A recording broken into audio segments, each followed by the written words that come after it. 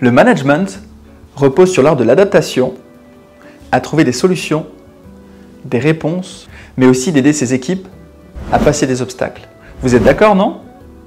Aujourd'hui, j'ai envie d'aborder ce sujet à travers Saint-Exupéry et le célèbre livre qui a marqué notre enfance. Roulement de tambour, duquel s'agit-il? Le Petit Prince. La gestion des ressources humaines est régulièrement d'une grande complexité et l'entreprise, le lieu de multiples rencontres inimaginables au départ. Le Petit Prince pourrait bien nous guider face à la diversité des profils et à vie auxquels nous devons faire face. Pour progresser dans l'intelligence collective, nous devons absolument apprendre à mieux connaître les autres.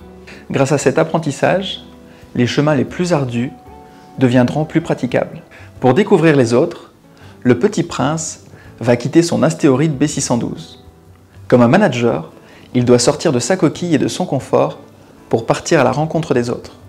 Saint-Exupéry écrivait que « Tu deviens responsable pour toujours de ce que tu as apprivoisé. » Dans un monde où la confiance doit se donner, établir et maintenir des connexions est primordial.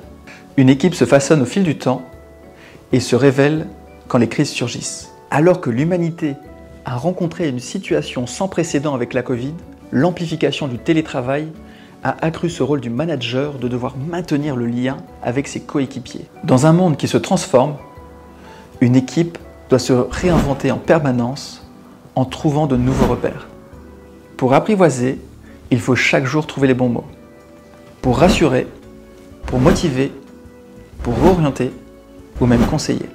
Dans le management moderne, plus une équipe sera soudée, plus son envie de résoudre les problématiques par de l'intelligence collective sera forte. Grâce au partage d'idées, elle aura envie de progresser ensemble. Comme Saint-Exupéry, tout le monde aimerait commencer cette histoire à la façon d'un conte de fées.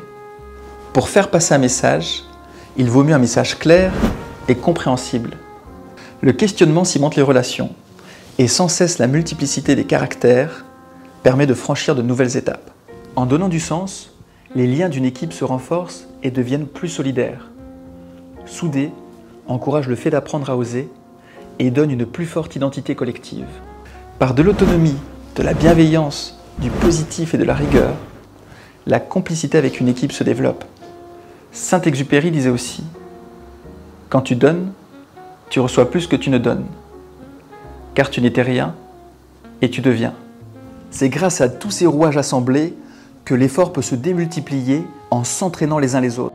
Progresser devient moins dur dans cet environnement où la reconnaissance et les encouragements sont primordiaux. En s'engageant soi-même, vous pouvez engager les autres. Avec nos valeurs, nous devons montrer l'exemple et donner l'envie d'apprendre. S'il te plaît, dessine-moi un mouton.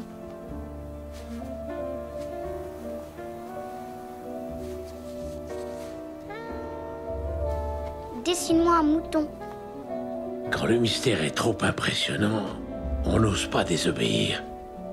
Dessiner? Je sais pas dessiner. Ça ne fait rien.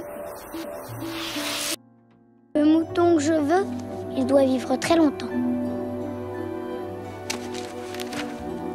J'ai donc dessiné ceci. Le mouton que tu veux est dedans.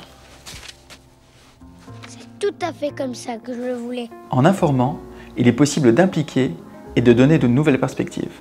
Avec une ambiance de travail saine et responsabilisante, le management est plus aisé. En étant surprenant, Saint-Exupéry a compris le Petit Prince. Ça c'est la caisse, le mouton que tu veux est dedans. Le Petit Prince a alors répondu « C'est tout à fait comme ça que je le voulais. » Et plus jamais il ne fut seul, tant cette histoire le marqua à jamais. Pour transformer, il faut savoir s'inspirer de cette simple boîte. J'espère que ce contenu vous a inspiré et surtout, prenez du plaisir à être surprenant et motivant.